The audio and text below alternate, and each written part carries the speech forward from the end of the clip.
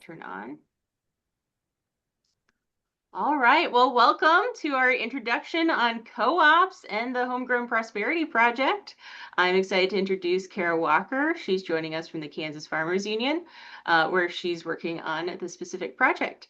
So she's going to give us an introduction to what goes into a cooperative, as well as some other great information, especially for those of you joining us from Missouri and Kansas.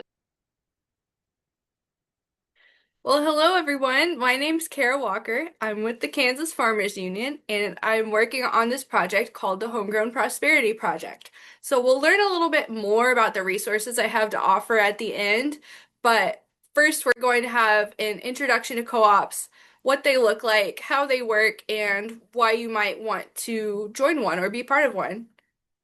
So thank you for having me. And if you have questions, you can either put them in the chat and we'll talk about them at the end or shout them out, whatever works for you. So we have a few different topics for today. First, why are we looking at co-ops and why, especially for rural communities, do we care about nurturing these co-ops? When did co-ops start? What is a co-op? How are they structured? And then lastly, what is this project we're working on and how can we help you if you're interested in a co-op? Rural communities have big problems. If you live in a rural town or you know someone in a rural town, you know that they have these problems that we're all working on, like childcare shortages. It's hard to know if there's going to be an infant spot if you have a baby. There's fewer locally owned businesses, especially as some of those owners start to think about retirement. There's workforce gaps. Maybe there's jobs, but it's hard to access that type of education without leaving your community. There's dollars leaving local economies because we have to shop at these big box stores that aren't based in our community. They're staffed by local people, but they're not really concerned about building up our community and keeping that wealth rooted in our towns. So when we think about these challenges, we want to think about how we build solutions locally that benefit local people and keep that money in our community.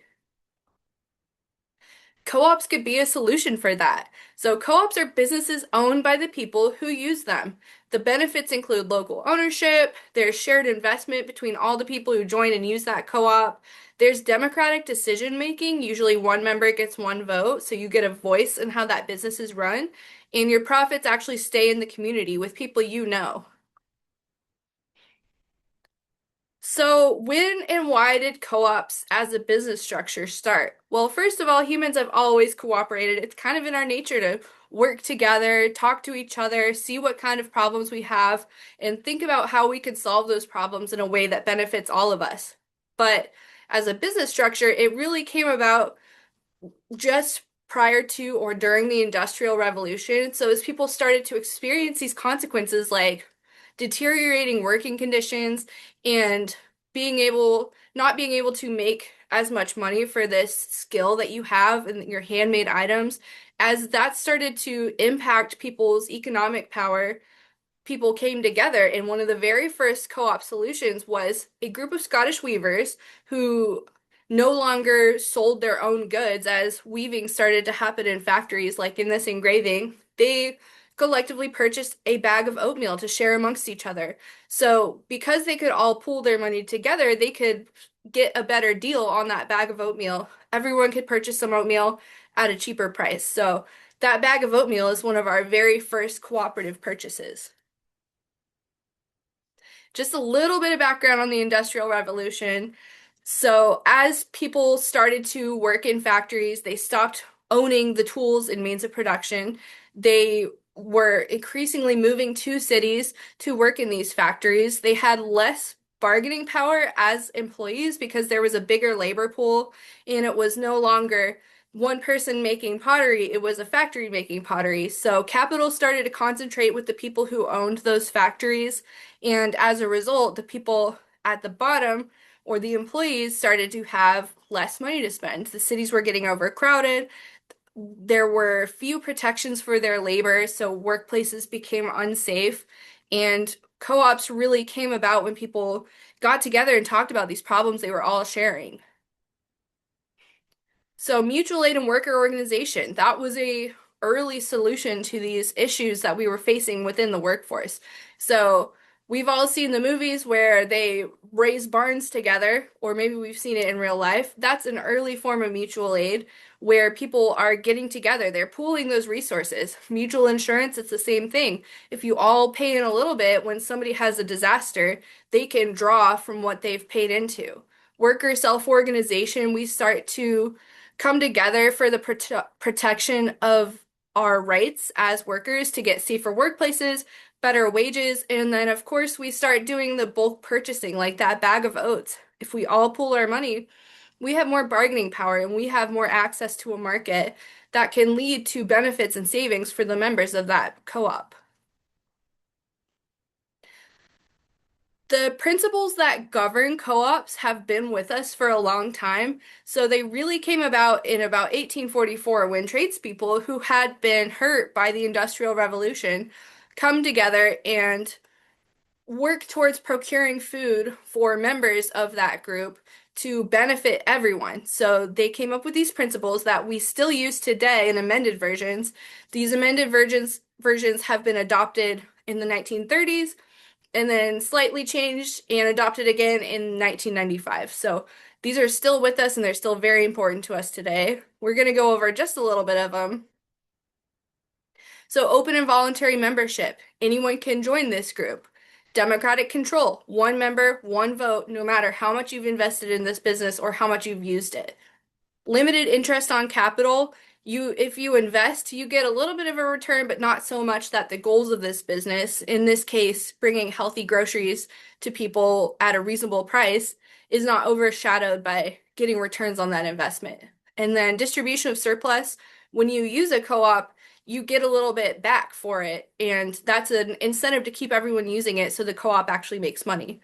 They did cash trading only with no credit, and that's to keep the store moving forward without everyone owing a bunch of money. That prevents the store from actually purchasing in those groceries. And then these last three are really important co-op principles that still guide the movement today. Promotion of education for the people who use the co-op and people in the community. Political and religious neutrality.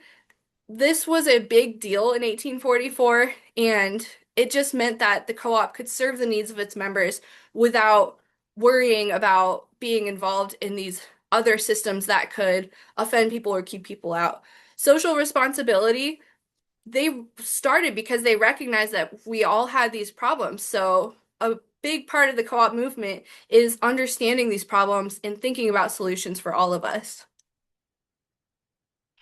So we got a little bit of background and learned that co-ops are about coming together to figure out solutions. But what is a co-op? Well, this is our official definition. A cooperative is an autonomous association of people united voluntarily to meet their common economic, social, and cultural needs and aspirations through a jointly owned and democratically controlled enterprise.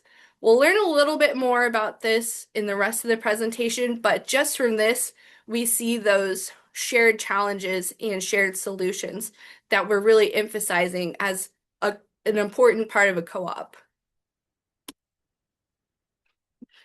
Our 7 cooperative principles, they probably look a little bit familiar. That's because they're based on those original Rockdale principles. Voluntary and open membership. Anyone can join their co-op as long as they meet your criteria.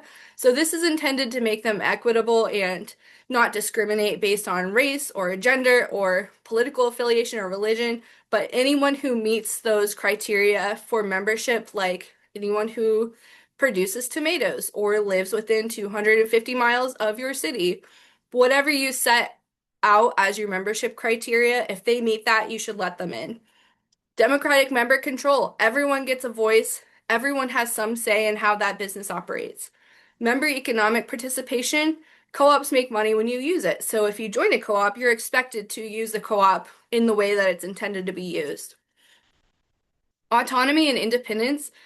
Co-ops are beholden to their members and intended to benefit those members. So even in a partnership, the co-op should remember that it's those members that are the core of the operation, and they can't lean on anybody else so much that they start hurting the members.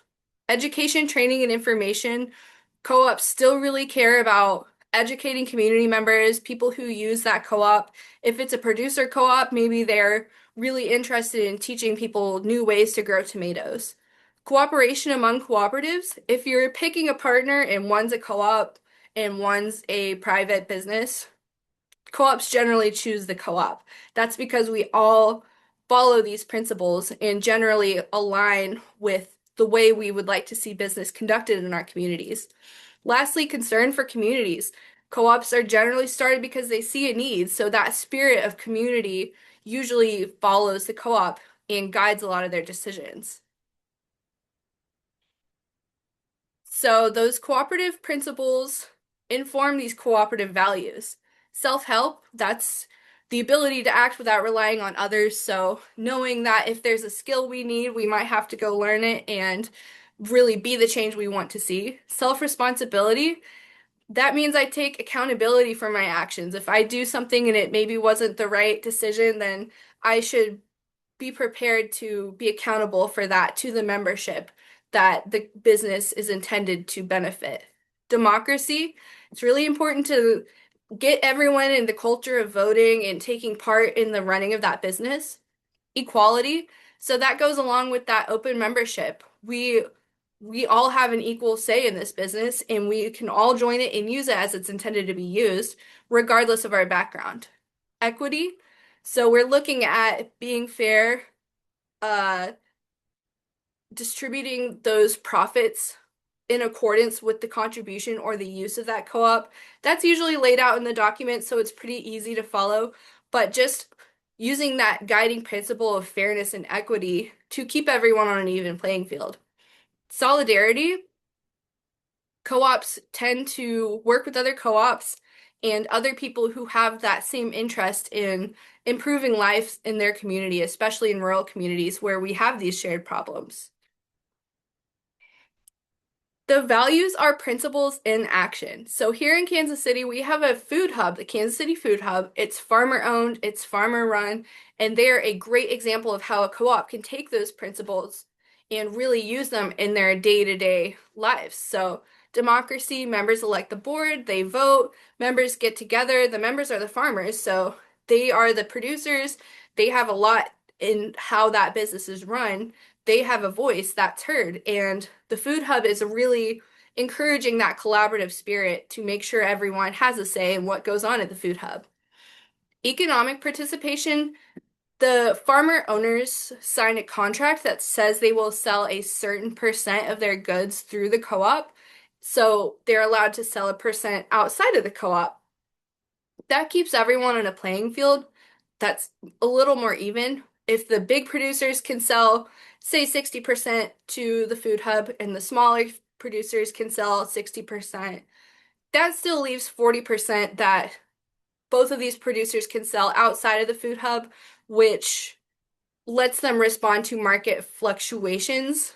And maybe the food hub doesn't always pay the highest price, but there is a guarantee there that they will have some say in this business and how it's run and get some of those patronages paid back for using the co-op.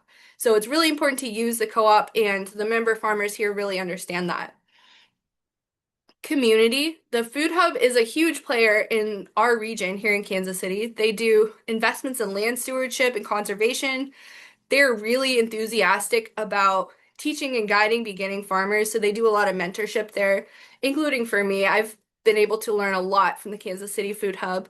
And then they do a lot of policy work for food sovereignty, food access, and especially farm to table for schools. So they really encourage getting fresh, healthy food into schools for kids to eat. So you may hear all this and think, well, what makes a co-op different from a business that I start and run by myself with a community-minded view?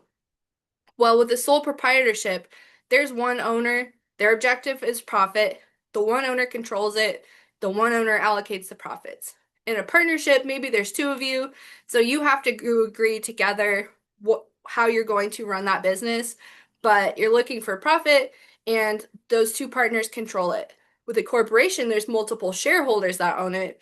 You're still looking to maximize profit for those shareholders, and the shareholders have some control over that business. What sets a co-op apart is that the members own it, and the objective is service to the members. The members control the business, and the members decide how any extra profit is allocated. So the members are the owners and have some say in how that business is run because the business is intended to benefit those members. For our co-op enterprise, there's really two sides. So the left is the association, which includes the members. The members elect the board of directors.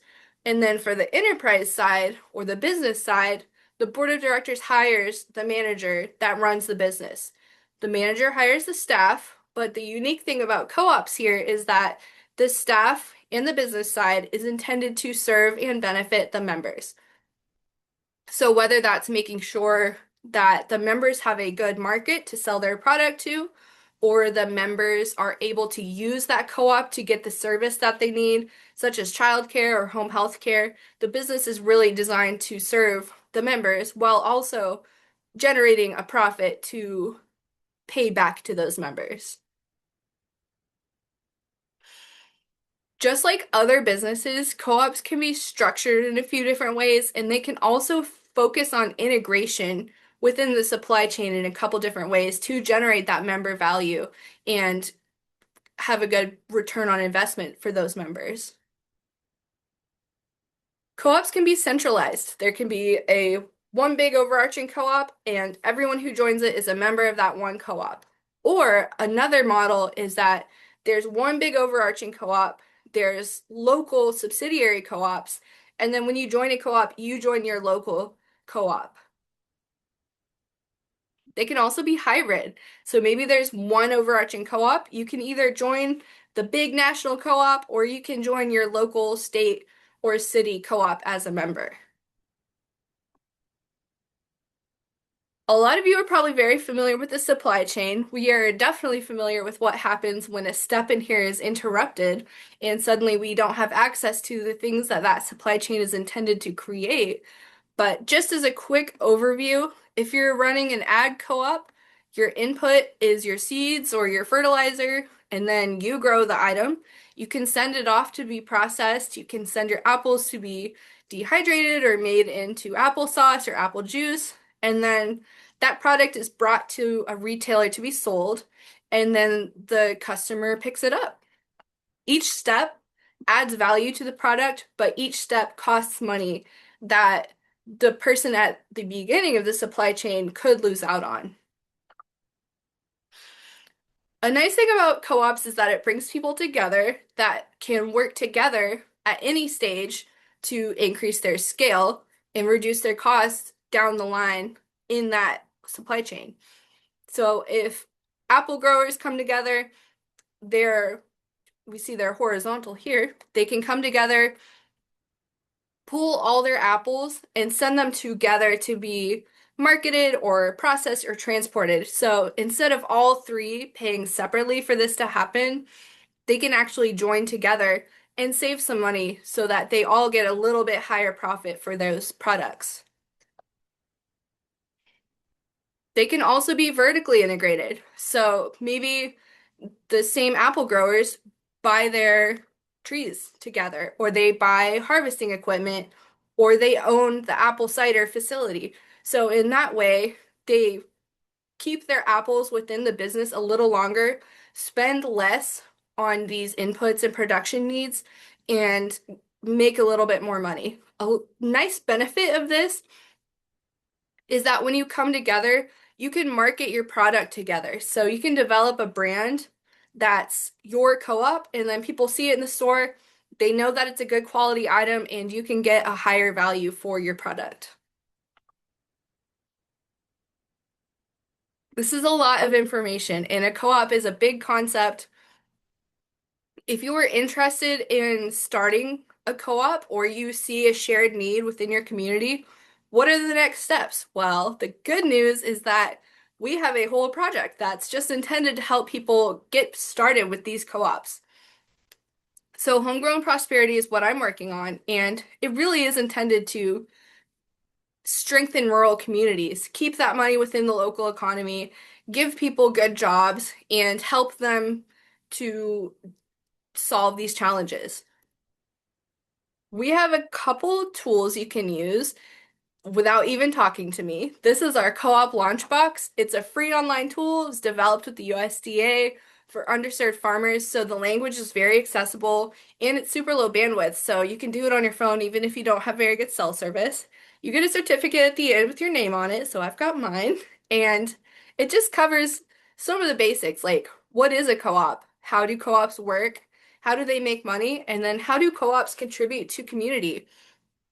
There's also some cool um, Kansas City, Missouri, and Kansas co-op examples in here. So it goes into the food hub a little more. It talks about a rural electric co-op and just a couple other ways that this co-op model can look. We're hoping to teach people a little more about co-ops and what they look like, and then identify people who are ready to move to the next step. Maybe they have an idea. They want to do a childcare co-op or home health care, or maybe they're looking at a housing co-op. Well, we can give them some really good tailored education, and then we have money to support them with technical assistance. So if you need help with a market feasibility plan or writing a really good business plan to get some financing, we have money to support you with that. We have regularly scheduled trainings. I'm in the middle of a webinar right now where we're going through Co-op 101, governance, cooperative finance, but we'll be repeating it in August, so I'll be sure to send that link to Jennifer to send to everybody. But in addition to these sort of general overviews, we can also do a really tailored training. So if you have a small group and you have 10 minutes to learn about what is a co-op, what does it look like, what resources do we have, we can do that. But we also have some groups that are already fairly familiar with the co-op model, but they want to know exactly what that looks like for them. So we can go really in depth about what does a producer co-op look like? What does a worker co-op look like? We have some childcare groups that are really learning some tailored information about how childcare coalitions can use a co-op to solve some of their problems. And we can do those virtually or in person. This is a little bit more about our technical assistance. If you have a group and you're interested in learning about technical assistance, one of the first steps is a readiness assessment. And that sounds really intense, but really it's just like an in-depth conversation with me where we look at where you're at, your business idea, what resources you have, what challenges you might face, just to get a really good picture of where you're at in your co-op development. So once you do that assessment, you can be matched with support. And like I said, that could be help with your bylaws, help with market feasibility, developing leaders, and we can also do co-ops as conversion and transition. So this has been a really neat thing across Kansas where business owners are maybe aging out of it, they're thinking about retiring and moving on, but they've put a lot into their business or their farm and they have really good employees. The community really likes this business. So, what can they do to still retire, get out of that business, and keep it in the community? Well, they can think about a co-op. So, if that's a situation that you are facing, then we have resources for that too. We've been saying it's not your grandparents' co-op. So a lot of people, especially in the ag world, are familiar with the cooperative grain elevators. But one goal of our project is to let people know that this isn't the only type of co-op. There's farmer food hubs, grocery cooperatives in rural places where they have trouble getting groceries in there. Childcare co-ops, housing co-ops, worker-owned businesses. These are all different ways that co-ops can benefit communities. Oh, I didn't update this.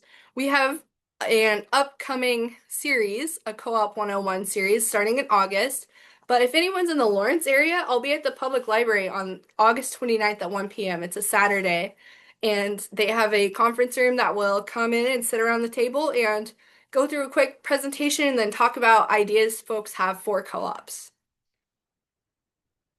This is me. If you would like to talk, I would love to hear about any co-op idea you have and see if we can help you in any way. So that's my email and phone number, and I'll also put them in the chat in case anyone would like to talk.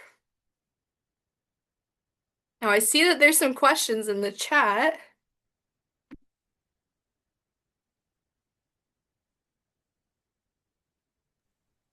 I think a few people shared that they're looking at starting co-ops themselves, though they're Okay. joining from different states. Betsy, I saw a hand up.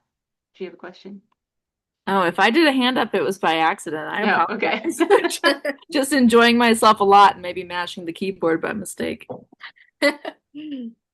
All right, well, we're going to go ahead and open up for questions. If anybody has one, feel free to take yourself off mute and ask, or if you're feeling shy, feel free to drop it in the chat as well.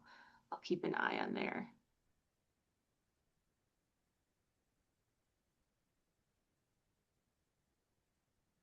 All right, I will include Kara's contact info as well too in a follow-up email with Yeah. this recording as well. I guess while people are thinking about questions, I'll ask one. So co-ops, they're not constrained to particular industries, are they? Or is there like is pretty much any business format fair game? Yes. So co-ops can be a solution when you have a problem that multiple people are facing or multiple people in the same business. But the neat thing about it is that those businesses can stay separate but use the co-op for a certain part of the business. So one thing that has come up a lot is childcare. So maybe a rural community has five different childcare providers, but they can't keep employees or substitute babysitters because they can't offer health insurance. So they're looking at co-ops as a solution to maintain those separate businesses, but come together and purchase in healthcare or food or sign a lease on a building or whatever shared need they have while still running their separate business. So it can fit almost any industry. Thanks, Kara. I see a question in the chat from Jada. So how do you attract people to join a co-op, especially if you're in a rural area? This is a really good question. So, one thing that we run into sometimes is where somebody has a really great idea. They're working in an industry where they see a problem, but maybe there's not a lot of other people that share that problem, or there's not a lot of activity in that industry in their area. So, that's where those market feasibility studies come in.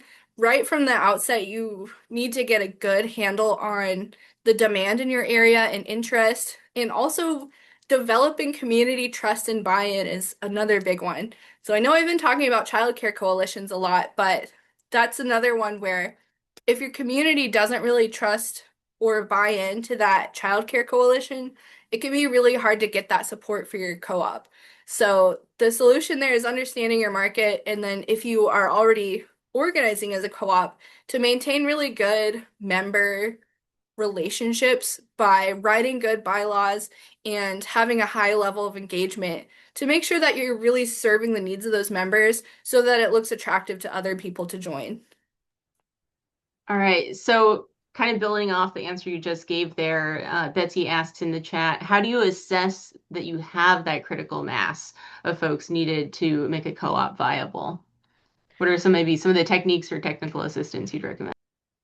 That's a really good question too. So they always say the hardest part of starting a co-op is starting a co-op. So in some cases, it's just a lot of meetings. You have to have good in-depth meetings where people are engaged in talking to see if you have enough people to make sure that everyone is ready to use the co-op. Because if they're involved with starting a co-op, but they're not totally ready to commit to what the co-op needs, such as selling your tomatoes through it, if they're still thinking about selling on the side, then maybe a co-op isn't right for you. But the nice thing about the cooperative structure is that it can be applied to other business types. So if you want to start an LLC or something, you can still use these principles of members who have a say in the business to get around some of that buy-in that you need.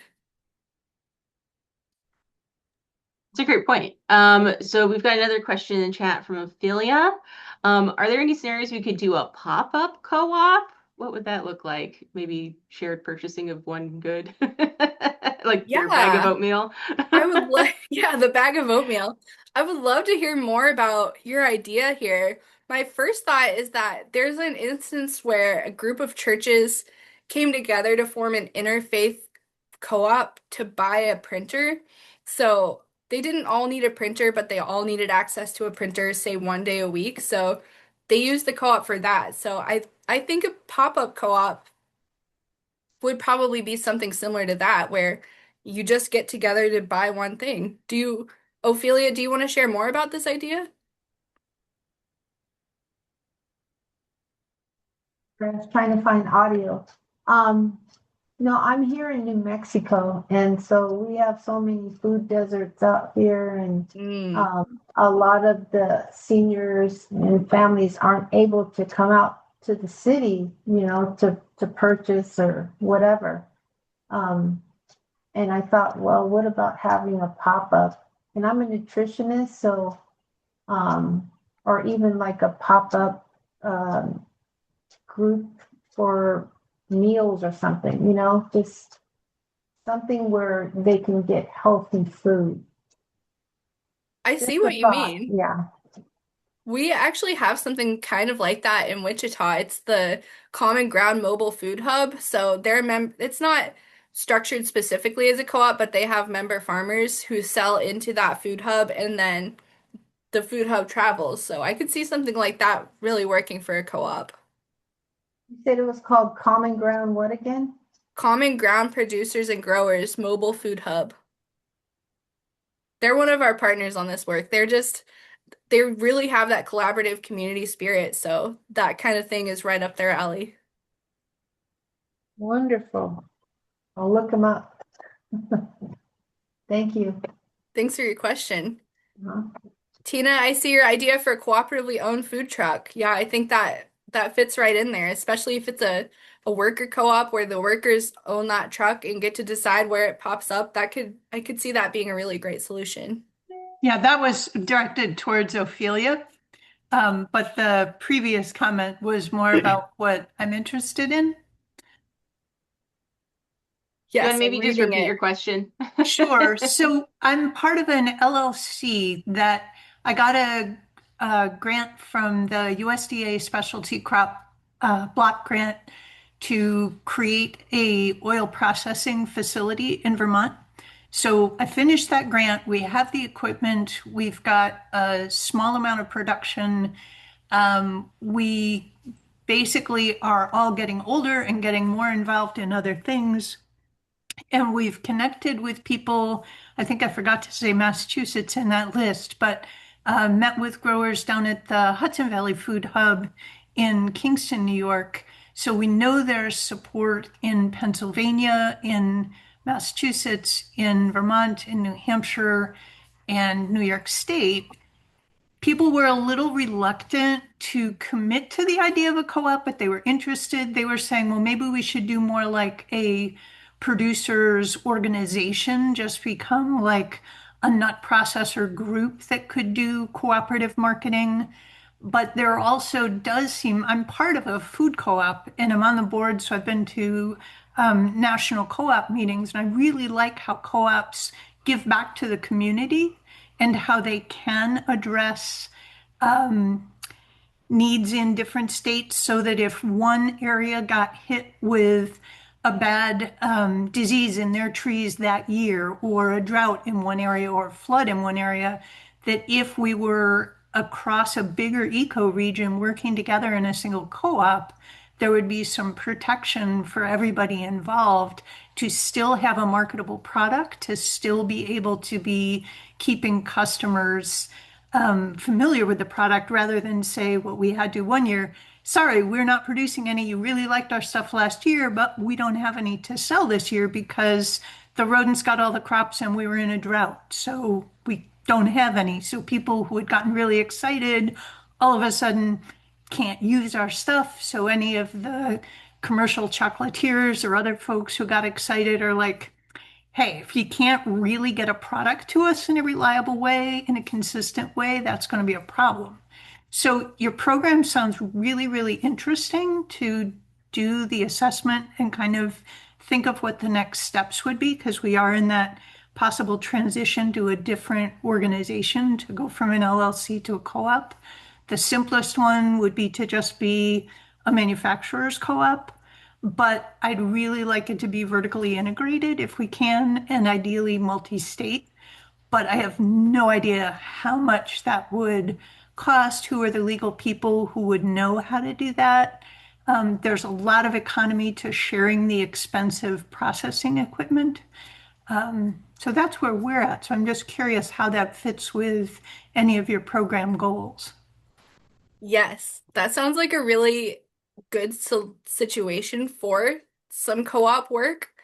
I'm fairly constrained with where I can actually give that technical support. It's Kansas and the western side of Missouri, but I can do the assessment with anyone to get a good picture of where you're at in your thinking. So I would say I can do the assessment, and then I also have a couple resources that I could share with you that are out east working in the co-op sphere. And there's also a group in Missouri working on a cooperatively owned tree nut processing facility. They're actually at the Mizzou Center for Agroforestry. They're That's still, awesome. yeah, they're still at the beginning. They're surveying people who might use the facility. So they're working on some of those ground level steps, but it sounds like they're moving that way. So I can email you some of my resources and then we could talk about doing the assessment also. That would be great. Thank you.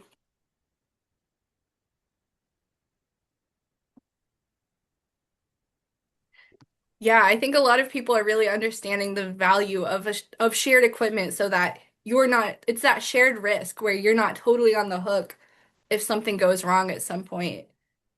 Right. And you're not having to all spend such a huge capital investment when you're only using it a few weeks a year. And Mm-hmm. it can, if you get the nuts to a certain stage where they're dried, then you can either ship them to the equipment or you can wait until the equipment comes to you that there's not like raspberries, where as soon as they're picked, you've got to process them right away. These, you can do the initial processing, but the pressing can take place much later. And then there's bottling equipment, which is expensive to get.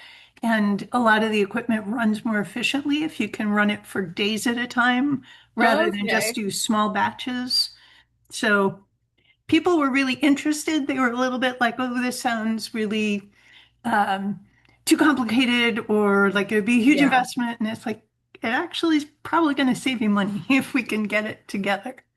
So, Yeah, it does seem scary at the beginning where it's such a big concept. You have to get so many people together and think about what they might want. But there's a lot happening in the cooperative development world where people are there to support you. So another resource I would send you is NCBA CLUSA, which is the yeah. National Cooperative Business Association. Yeah, they're one of our partners, so they have just amazing resources for people as they're getting started down this road. Yeah. I was out at the CCMA annual meeting. Oh, okay. So, yeah. So Yeah, if they you're out always east, have a you're close to stand them. there. Yeah. Yes, Ophelia, I will drop it in the chat.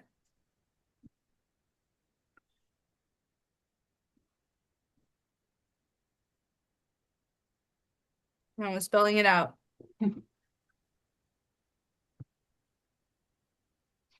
Yes, so our partners are the Kansas Farmers Union, the Missouri Farmers Union. The National Cooperative Business Association actually helps with all of the technical support, and they help me develop my content and make sure that I'm getting everything right. And then we also work with Common Ground producers and growers to make sure that we have a good, strong network of producers and other folks who are interested in this kind of work. Thanks, Kara. I think that's a great kind of like, I guess, case of a potential co-op that could be formed. One question I have that's kind of maybe a more basic one for folks who might be tuning in on the recording is what's the difference between an employee-owned business and a cooperative? That's a good question, and it can vary state by state. So each state has their own laws governing co-ops, and some are really friendly to co-ops and some are slightly less. So you can have an employee-owned business that's an LLC, or you can have an employee-owned business that's a co-op. So we have a bookstore here that's employee-owned and ran, but they're not organized as a co-op. They still use all of these principles of one member, one vote to get a say in how that business is run, but they're structured as an LLC, so they have slightly different regulatory things to align themselves with. So That really just depends on what your goals are, what sort of regulations your state has, but ultimately they both have some of those protections where if something goes wrong with that business, they can't come for you personally in either case, generally. So it's just a case by case decision there. Nice. What are some of the states that are a little more co-op friendly than others? Minnesota is extremely co-op friendly. There's tons of co-ops up there. They have huge conferences about it. I'll actually be up there later this month to learn more about co-ops. But then some are just a little bit harder. Like Kansas in particular has a different set of regulations for ag co-ops and all other co-ops. So sometimes when you bring the topic up, they say, well, I'm interested, but I don't really like our state statutes. That's when you can talk about what structure might fit a little better or what state they could incorporate in that might fit their needs a little more. Nice. I think Well, some are also more or less liberal about, I think in Vermont, you are supposed to be only a producer's co-op or a manufacturer's co-op. And they don't really make it easy to do a vertically integrated co-op. But there must be a way to do it because we have Cabot Cheese, which has the farmers and the cheese producers and the retailers potentially. So there are ways around it, but I agree that a lot of the glitches are each state can make their own rules. So trying to find how do multi-state ones operate is potentially problematic. How do you Yeah, get to meet everybody's requirements? you make a good point, and there's a couple things there. Land O'Lakes, one of the biggest co-ops, is actually an LLC, so they yeah. But then we also have a bit of legislation called the Capper-Volstead Act that is intended to be an exemption to antitrust laws for co-ops. So producers involved in a co-op actually can engage in activity that would otherwise be called price fixing, but that's one where you can only have producers in that co-op. Otherwise, if you have people who aren't producers but maybe own the facilities that you're processing in, then you can actually violate antitrust laws. So there are a lot of tricky little details in there to find based on your state and based on national legislation to make it work. important things to keep in mind. And I guess as we're thinking about things to reach out to our individual legislators about for those state level policy changes, maybe that's an opportunity in making things a little more Absolutely. friendly. Yeah, it Yeah, would be great if there were model legislation that said this would cover all your bases and be the simplest one. And if it were universal, that would be amazing. yeah, the Capper-Volstead Act was kind of going that way. It's from the 20s where we were really starting to see those big ag conglomerations, and these two lawmakers saw that small farmers were struggling and they wanted to give them an easier way to cooperate. So that sort of spirit of aiding farmers could be a really good way to figure out some good co-op laws that would make it easier and less intimidating to form for sure.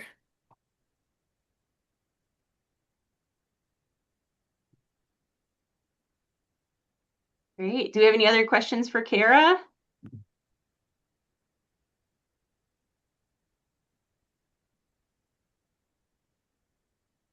Are there any co-ops that anyone's been a member of that they're kind of excited to maybe share about? I know, Tina, you were sharing about the one you're looking at developing, and you are a member of a food co-op. Right. Uh, And yes, credit I unions will share the count. recording. So if you're a member of a credit union, you are a member of a co-op.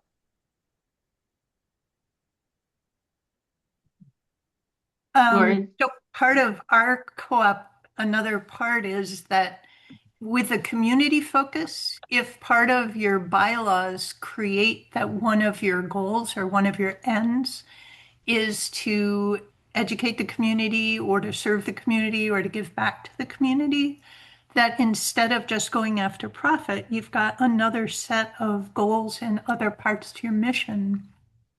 And when those things are really happening, you start to build that awareness of your co-op in the community.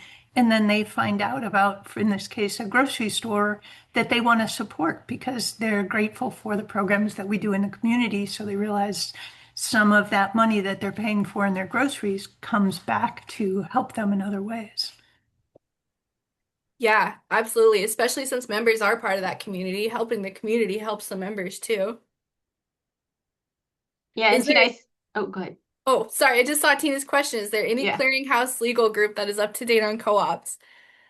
Not necessarily that I've found legal wise. We have these big organizations that are working on it, like the National Cooperative Business Association. But besides that, in the western part of the US, the farmers unions are really strong and have that sort of uh, cooperatives. They have cooperative centers often where that's all they do is co-ops. So they're helpful. But then in Kansas, we have Kansas State that has pretty good resources for that. So it really just is kind of state by state there. And I think Vermont, you probably have some really strong resources, just knowing the strength Yeah, of the sustainable ag community there. they love co-ops on the East Coast.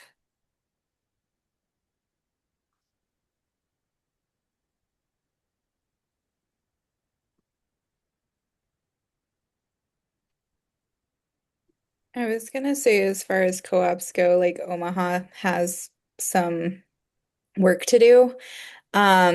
But we do have like a seed sharing co-op where people Oh, um they grow seed, they distribute seed, they save seeds at the end of the season and then distribute those in like the winter and spring out to people and Okay. ask them to grow them in their garden so that at the end of the season they can host like a couple big days where they're like just doing seed saving.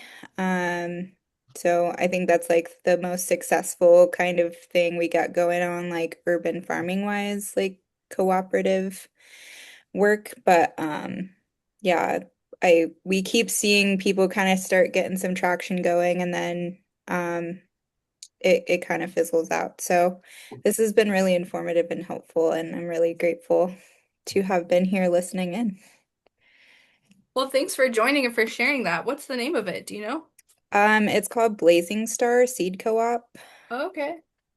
And they also put out a zine every year called Groundwater, like creative writing zine. So they're doing cool stuff, and I'd love to be more involved when I'm not like super busy doing full-time job stuff. Yes. that's awesome. Yeah, I'd say I'm most familiar with kind of the grocery store format, with Blooming Foods being one where I used to live in Bloomington, Indiana. Ophelia. Just gonna mention, we have a free market co-op that comes out every month, and we meet at the park, and everybody brings their clothes or housewares or even furniture, and everything's free. And it's just growing like crazy here in New Mexico. That's awesome, Ophelia. Yeah. Yeah, I feel like we're also seeing kind of the growth of mutual aid networks, which maybe are a little more informal sometimes than a co-op. I know Casey Mutual Aid, there's a community fridge where you can go drop things off for folks to pick Yes. up. And we also have a really, really free market where they show up in a park once a month and everything's free. You can take stuff, drop stuff off. So yeah, that mutual aid, that spirit of cooperation and co-ops, they've definitely been very intertangled for their whole history. Thank you. Hey, thanks, Ophelia. Thank you. All right. Well, we do have time for another question if someone's got one.